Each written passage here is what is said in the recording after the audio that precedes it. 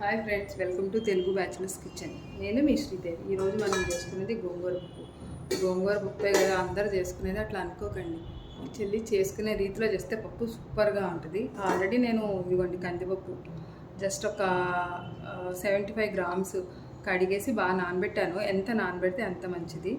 And గోంగూర వాళ్ళు చేసి పెట్టుకున్న ఇది కొండ గోంగూర. సో దీనికి చింతపండు ఏమి అవసరం లేదు. కొండ గోంగూర అంటే కాడలు ఇలా రెడ్గా ఉంటే కొండ గోంగూర ఉంటుంది, ఇది పుల్లగా ఉంటుంది. ఇంకోటి తెల్ల గోంగూర. తెల్ల గోంగూరకి అంత పులుపు ఉండదు. సో మనం అయితే చింతపండు వాడాల్సిందే. అండ్ నేను ఇవ్వండి ఇవి పచ్చిమిర్చి ఉల్లిపాయ కడిగి పెట్టుకున్నా. గోంగూర పప్పుకి పచ్చిమిర్చి కొంచెం ఎక్కువే ఉండాలి. ఎర్రకారం కంటే పచ్చిమిర్చి కారం చాలా బాగుంటుంది. అండ్ ఇలా చేసిన పప్పు 2-3 డేస్ ఉంటుంది, ఫ్రిడ్జ్లో పెట్టకపోయినా బాగుంటుంది. ఎందుకంటే దీంట్లో ఆల్రెడీ పులుపు ఉంటుంది కాబట్టి అండ్ టేస్ట్ బాగుంటుంది. ఈ రోజు కంటే రేపు పొద్దునకి ఇంకా బాగుంటుంది. సో ఎలా చేసుకుందాం చూసేసి రండి. సో నేనైతే పచ్చిమిర్చి ఫాస్ట్గా కట్ చేసి వేసేస్తాను. ఆల్రెడీ నానిపోయాయి, గోంగూర కూడా ఒలిచి పెట్టేసుకున్నాను కాబట్టి. కొంతమంది ముద్దపప్పు ఒకసారి గోంగూర ఉడకబెట్టి ఒకసారి చేసేసి ఆ రెండు కలిపి తాలింపెడతారంట. నేను తిన్నాను కానీ నాకు ఎందుకు సంభవ్ అదొక పప్పులో ఏదో తిన్నట్టే ఉంది కానీ అంత అథెంటికేట్గా అనిపించలేదు. ఇది చూడండి, ఒకసారి మీరు కూడా ఇలా చేసుకొని చూడండి, చాలా బాగుంటుంది.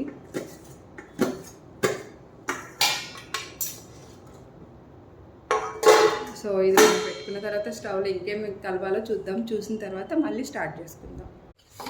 సో నేను ఇక్కడ గోంగూర బాగా వాష్ చేసేసి పెట్టేశాను. నేను ఏం చేస్తానంటే ఆకుకూరలు ఇలా వాష్ చేసేటప్పుడు డైరెక్ట్గా ఇదిగోండి ఈ జల్లెడ ఉంది కదా, జల్లెడ లేకపోతే వడబుట్ట, చిల్లులు గిన్నె, వాటెవర్ దీంట్లో వేసి రన్నింగ్ వాటర్ కింద కడిగితే చాలా నీట్గా ఫాస్ట్గా అయిపోతుంది. తర్వాత మనం ఇక్కడ వేయాల్సింది ఏంటంటే కొంచెం ధనియాల పొడి, కొంచెం పసుపు.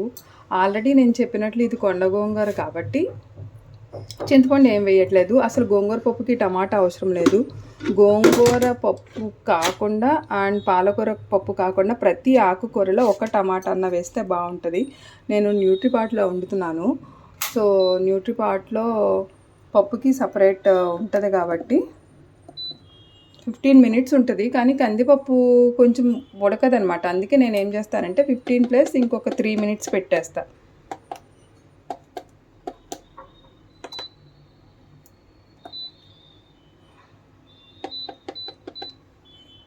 ఎట్లా పెడితే ఉడుకుతుంది. సో ఇది ఎగ్జాక్ట్గా 18 మినిట్స్ అంటే 20 మినిట్స్ తర్వాత మనం చూస్తే మెత్తగా ఉడికిపోయి ఉంటుంది.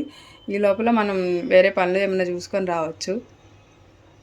సో చూసారు కదా, ఆ పప్పు మంచిగా ఉడికిపోయింది. పప్పులోకి ఎప్పుడు ఈ రాళ్ళు సరిపడినంత వేసుకోండి. కారం అయితే పుల్లగా ఉంది కాబట్టి ఒక స్పూన్ పడుతుంది, కావాలంటే తర్వాత చూసైనా వేసుకోవచ్చు. తర్వాత ఏం లేదండి, ఇట్లా పప్పు గుత్తితో మెత్తగా మెదిపేసి తాలింపు పెట్టుకుంటాం. మర్చిపోకండి, అస్సలు వాటర్ వేయొద్దు. పప్పు మెత్తగా ఉడికిపోయింది కాబట్టి మెదిపేసిన తర్వాత నేను తాలింపు పెట్టుకుంటాంలో ఆ ప్రాసెస్లో చూసుకోవచ్చు. సో చూసారు కదండి, పప్పు అయితే మెత్తగా ఉడికిపోయింది. నేను మెదిపేసి పెట్టుకున్నాను. ఈ లోపల మనం స్టవ్ ఆన్ చేసి తాలింపుకి రెడీ చేసుకుందాం.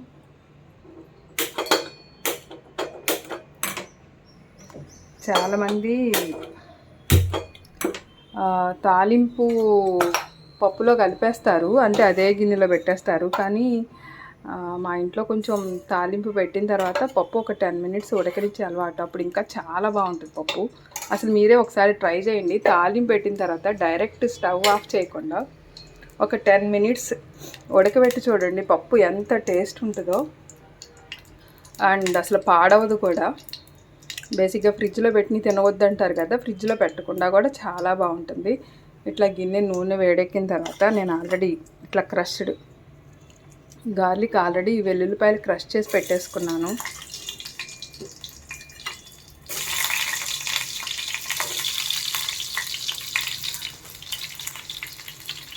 ఇవి వేగుతున్నప్పుడే మనం మిగతా తాలింపు కూడా రెడీ చేస్తున్నాం. పప్పు కాబట్టి శనగపప్పు వేసుకోక్కర్లేదు, ఓన్లీ మినపప్పు, ఆవాలు కొంచెం ఎక్కువ వేసుకుందాం, ఆవాలు అండ్ జీలకర్ర. ఇవి వేగుతున్నప్పుడే ఒక ఎండుమిర్చి వేస్తున్నాను. దీంట్లో టేస్ట్ బాగుండాలి అంటే ఇట్లా ఊరమిరపకాయలు అంటారు, చల్లమిరపకాయలు అంటారు కదండి, అవి మాత్రం ఈ పప్పుకి చాలా టేస్ట్ వస్తాయి. ఇవి వచ్చేటప్పుడే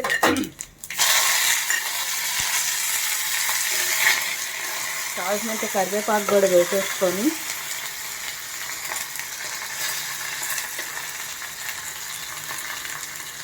ఈ పప్పుని ఇట్లా కలిపేసుకోవాలి. ఇదిగోండి పప్పు మొత్తం చూడండి ఎంత మంచిగా ఉందో. మీరు కావాలంటే ఇంగు కూడా వేసుకోవచ్చు, అది మీ ఇష్టం. నేనైతే గోంగూర పప్పులో ఇంగు వేయను, టమాటా పప్పు, దోసకాయ పప్పు వీటిలో అయితే బాగుంటుంది.